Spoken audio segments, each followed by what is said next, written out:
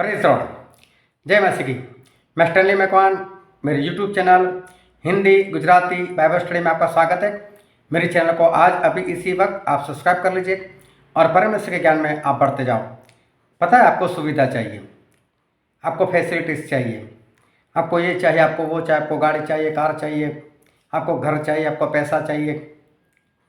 लेकिन मैं कहता हूँ, जो वीडियो मैं आपको दिखाने के लिए जा रहा हूँ, क्या उन लोगों के पास कोई सुविधा है? मैं एक ऐसा चर्च आपको बताने के लिए जा रहा हूँ जो पूरी दुनिया का सबसे डेंजरस चर्च है, सबसे भयानक चर्च है। वहाँ पर जाना बहुत ही मुश्किल है, फिर भी वहाँ के लोग उस चर्च में जाते हैं। किस तरह से जाते हैं वो सब कुछ जानो और अपने बारे में सोचो कि आप कहाँ पर हो। क्या आप ऐसी मुश्किलें उठा सकते हो? और अगर आपको सुविधा चाहिए तो सुविधा आपको कहाँ पर लेकर जाएगी, वो सब कुछ जानने के लिए मेरे साथ इस वीडियो में लगातार अंत तक बने रहो।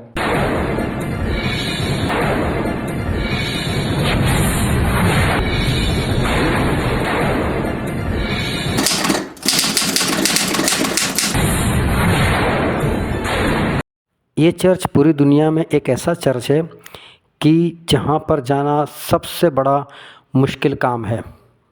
ये चर्च इथोपिया में आया हुआ है। ये चर्च का नाम है अबुना यामाटा गो। पूरी दुनिया में ये भयानक चर्च है। इस चर्च की ऊंचाई 25,580 मीटर है। पूरा चर्च पहाड़ों के ऊपर बनाया गया है। इस चर्च को पहाड़ के अंदर कुरेद कर उसको बनाया गया है, इसलिए इसे रॉक हैन चर्च भी कहा जाता है, मतलब पहाड़ को काटकर बनाया हुआ चर्च। इस चर्च के कई तरह के रिकॉर्ड है। यह चर्च 5वीं सदी में बनाया गया था, मतलब इसका इतिहास 1500 साल पुराना है। इस चर्च में पहुंचने के लिए तंग चट्टान का रास्ता जो है वहाँ से गुजरना पड़ता है और फिर तकरीबन 300 मीटर इस चट्टान के ऊपर खुले हाथ, मतलब पकड़ने के लिए कुछ नहीं होता है, चढ़ना पड़ता है। इस चट्टान का रास्ता काफ़ी स्मूथ है, मतलब कि फिसल जाए ऐसा है। इस चट्टान पर सफलता के साथ चढ़ने के लिए आपको अपने जूते उतारने पड़ते हैं। पूरी सफ़र में कहीं भी हमें सलामती नज़र नहीं आती, मतलब चर्च में जाना डेंजरस है। जब आप ऐसा सोचते हो कि जो ज़्यादा खतरनाक हिस्सा था वो मैंने पार कर लिया, तो समझो आपने गलत सोचा है। अब आपको और भी खतरा, बड़ा खतरा, बड़ी चैलेंज उसका सामना करना है। अब आपको 250 मीटर लंबा नेचुरल पत्थरों का एक ब्रिज, उसको क्रॉस करना पड़ता है। इस ब्रिज की दोनों तरफ हजारों मीटर गहरी खाई आई हुई है। दोनों एक गलत कदम जानलेवा बन सकता है। पहाड़ के शिखर तक पहुंचने के बाद आपको एक गुफा से होकर चर्च में जाना पड़ता है। चर्च के अंदर घुसते ही आपको 15 सेंचुरी से पुराना देखने लायक एक पेंटिंग देखने को मिलता है, जिसको बहुत संभाल कर रखा है। उस पेंटिंग में 9 संत लोग और 12 प्रेरितों की थीम दिखाई गई है। अगर आप चर्च जाने के लिए मुश्किलें नहीं उठा सकते, अगर चर्च जाने के लिए आपको फैसिलिटी चाहिए, तो मैं एक चर्च और आपको दिखाता हूँ। आप उस चर्च में जाओ, वहाँ पर सारी फैसिलिटी आपको मिल जाएगी। और मैं बोलता हूँ कि जिसको आज फैसिलिटी चाहिए ना, वो कल इसी चर्च के मेंबर बन जाएंगे। देखो ये चर्च कैसा है।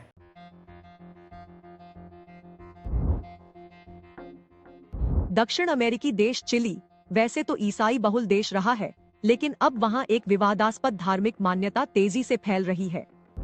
टेम्पल ऑफ सेटन नाम का धार्मिक संगठन चिली सरकार से आधिकारिक मान्यता चाह रहा है।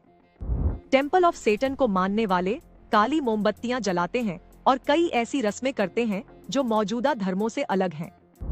अब ये संगठन चिली सरकार से आधिकारिक मान्यता चाह रहा है। कुछ सालों पहले अमेरिका में भी सैटेनिक टेम्पल पर विवाद हुआ था। आइए जानते हैं क्या है ये नया धर्म और इस पर विवाद क्यों है। भारत माता की।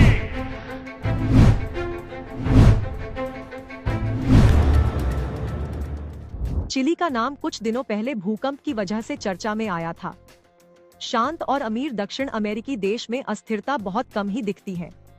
हालांकि इन दिनों वहां एक नया धर्म तैयार हो रहा है, temple of Satan. Satanists and Luciferians of Chile नाम का धार्मिक समूह अपने नाम से अलग शैतान की पूजा नहीं करता, लेकिन तब भी ये ईसाई धर्म से अलग है और खुद को अलग ही रखना चाहता है। लगभग 2 करोड़ जनसंख्या वाले देश चिली में सबसे ज्यादा 70% कैथोलिक ईसाई हैं। इसके बाद करीब 20% प्रोटेस्टेंट हैं। इनके अलावा ईसाई धर्म की कुछ और शाखाएं भी यहाँ हैं। चिली में यहूदियों की भी एक बहुत छोटी आबादी रहती है। यहाँ मुस्लिम धर्म के करीब 2% ही लोग होंगे। ये तो हुई धर्मों की बात, लेकिन चिली में बड़ी संख्या में नास्तिक लोग भी हैं जो धीरे धीरे एक अलग रूप ले रहे हैं। वो सैटेनिक रिलीजन की तरफ मुड़ने लगे हैं। चिली की राजधानी सैंटियागो में टेम्पल ऑफ सेटन बन चुका है। इसके अनुयायी चाहते हैं कि सरकार इसे धार्मिक संस्था के तौर पर मान्यता दे। सेटन का अर्थ है शैतान। नाम भले ही सेटन या शैतान हो, लेकिन टेम्पल ऑफ सेटन अनुयायियों से शैतान की पूजा करने को नहीं कहता, बल्कि ये कंजर्वेटिव सोच को तोड़ने का एक तरीका है। ये पूरी तरह से सामान्य लोगों का एक ग्रुप है जो सामान्य नौकरियां करते हैं और एक साथ मिलकर भगवान के बजाय मानव जाति की प्रशंसा करते हुए अनुष्ठान करते हैं। वे किसी भी तरह के धार्मिक देवता और उनसे जुड़े रिवाजों के बजाय मानवीय उपलब्धियों, व्यक्तिवाद, तार्किकता और व्यक्तिगत स्वतंत्रता का जश्न मनाते हैं। इस ग्रुप में करीब 100 लोग हैं, जिनमें फायर फाइटर्स, पुलिस ऑफिसर्स, वकील और डॉक्टर्स शामिल हैं। ये ग्रुप शैतान को अपने प्रतीक के रूप में इस्तेमाल करता है, रिवाज के नाम पर काली मोमबत्तियां जलाता है, लेकिन इसका आशय धार्मिक हठ धर्मिता कम और पारंपरिक धर्मों के खिलाफ विद्रोह का प्रतीक ज्यादा है।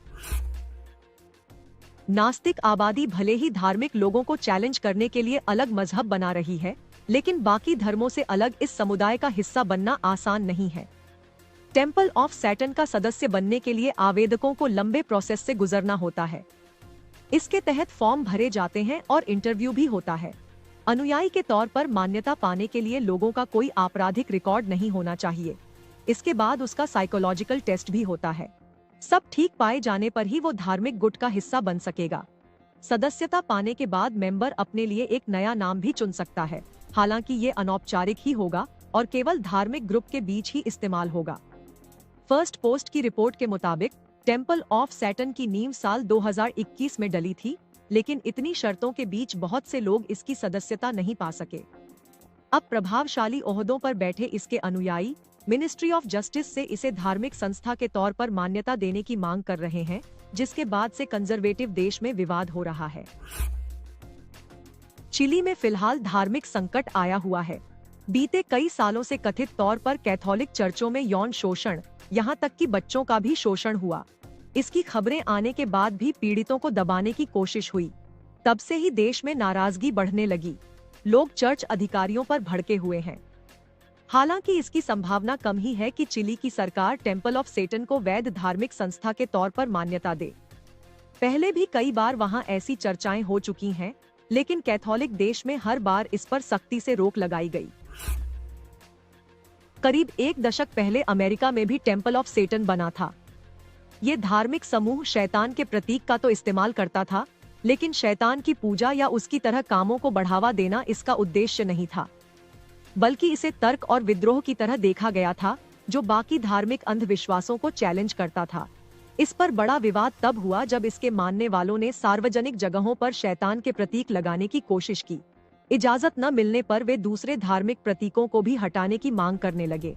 तब उन्हें काफी दबाया गया, लेकिन टेम्पल ऑफ सेटन अब अमेरिका के साथ साथ दुनिया के दूसरे देशों तक फैल रहा है। चिली उसी का एक हिस्सा है।